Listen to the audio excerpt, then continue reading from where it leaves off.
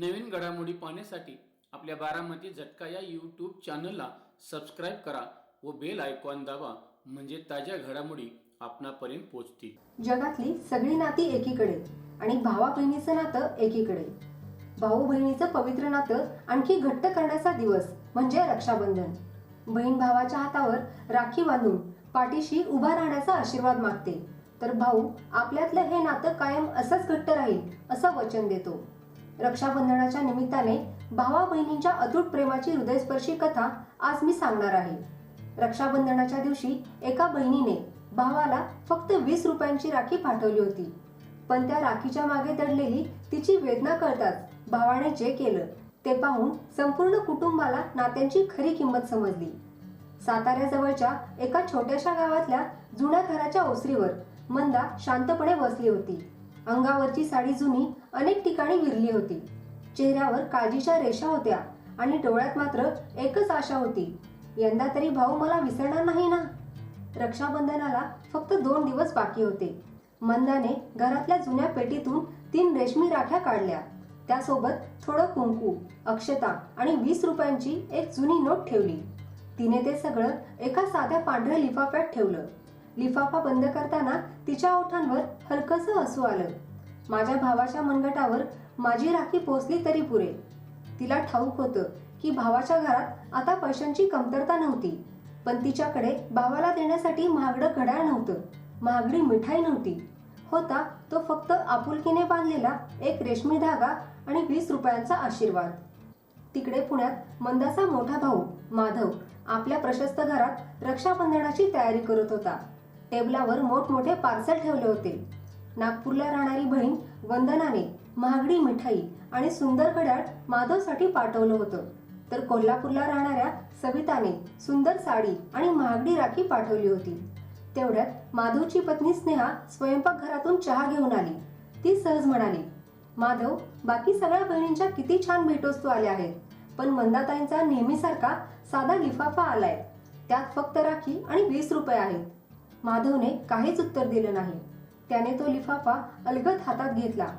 लिफाफ्यावर बहिणीची ओळखीची अक्षरं पाहताच त्याचे डोळे पाणावले, कारण त्याला माहित होतं त्या 20 रुपयांची किंमत बाकीच्या सगळ्या भेटवस्तूंपेक्षा कितीतरी मोठी होती। मंदाचं लग्न 10 वर्षांपूर्वी सांगली जवळच्या एका कुटुंबात झालं होतं। सुरुवातीला संसार ठीक होता, पण काही वर्षातच तिच्या सासऱ्यांच्या व्यवसायात मोठं नुकसान झालं। घरची परिस्थिती ढासळली। नंतर घरातील मालमत्तेवरून भावाभावांमध्ये भांडणं झाली आणि मंदाच्या नवऱ्याला घर सोडावं लागलं। या सगळ्या धक्क्यांमुळे त्यांची मानसिक अवस्था बिघडली। ते एका छोट्या किराणा दुकानात मिळेल ते काम करू लागले।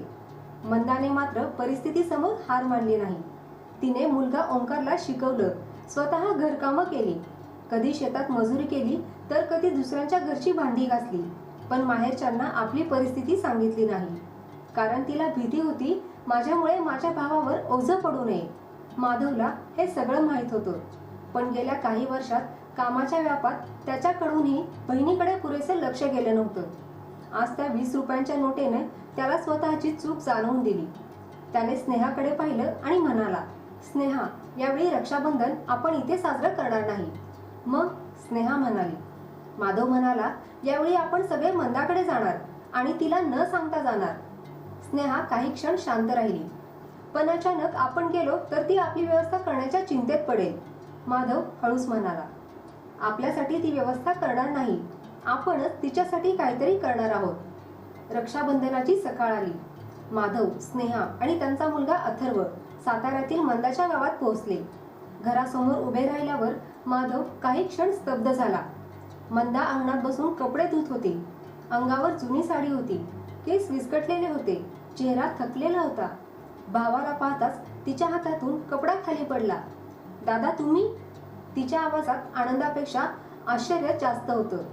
जणू तिला विश्वासच बसत नव्हता की तिचा भाऊ खरंच तिच्या दारात उभा आहे। माधवने पुढे येऊन तिला मिठी मारली। हो ग वेड्या, यावेळी मला तुझ्याकडून राखी बांधून घ्यायची होती। मंदाच्या डोळ्यात पाणी आलं, पण दादा, आधी सांगितलं असतंस तर घर नीट केलं असतं। माधव तिचं वाक्य पूर्ण होऊ न देताच म्हणाला, मला तुझं घर बघायला नाही, माझी बहीण बघायला यायचं होतं। स्नेहाने मंदाला बाजारात नेलं तिच्यासाठी नवीन साडी घेतली, ओंकारसाठी नवीन कपडे घेतले, घरासाठी महिनाभराचा किराणा, औषधं, चादरी, पडदे आणि आवश्यक सामान घेतलं. मंदा वारंवार म्हणत होती, वहिनी एवढं कशाला ग? पण स्नेहा हसून म्हणाली, गप्प बस, आज तुझं काही ऐकणार नाही. कित्येक वर्षांनी त्या घरात पुन्हा चैतन्य आलं होतं. मंदाच्या डोळ्यात आनंद होता, पण माधवच्या लक्षात एक गोष्ट आली. मंदा अधूनमधून छातीकडे हात नेत होती आणि थोडा वेळ शांत बसत होती. काय झालं ग? काही नाही दादा, थोडा थकवा आहे, ती हसली. माधवने जास्त विचार केला नाही. संध्याकाळ झाली. मंदाने राखीची थाळी सजवली. तिने माधवच्या कपाळावर कुंकू लावलं, राखी हातात घेतली.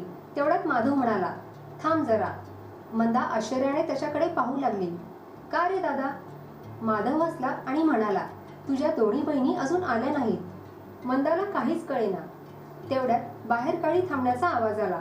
दार उघडलं आणि समोर वंदना आणि सविता आपल्या कुटुंबासह उभ्या होत्या. मंदाच्या डोळ्यातून अश्रू वाहू लागले. तिने धावत जाऊन दोन्ही बहिणींना मिठी मारली.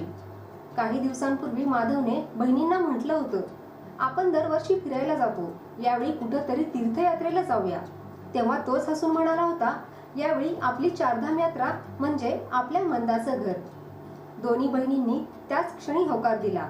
त्यांनी ठरवलं होतं, मंदाला पैशांची मदत करायचीच, पण त्याहून आधी तिला हे जाणवून द्यायचं की ती एकटी नाही. त्या रात्री सगळे जवळच्या हॉटेलमध्ये जेवायला गेले. मंदा फारसं बोलत नव्हती. ती फक्त सगळ्यांकडे पाहत होती. कधी भावाकडे, कधी बहिणींकडे, कधी आपल्या मुलाकडे, आणि पुन्हा तिच्या डोळ्यात पाणी येत होतं. पण यावेळी त्या अश्रूंमध्ये दुःख नव्हतं. ते अश्रू होते, माझी माणसं अजून माझीच आहेत या समाधानाचे. रात्री सगळे घराच्या अंगणात गाद्या टाकून झोपले. जुन्या आठवणी निघाल्या. सगळे हसत होते. मंदा मात्र शांतपणे माधवच्या खांद्यावर डोकं ठेवून पडली होती. दादा, काय ग?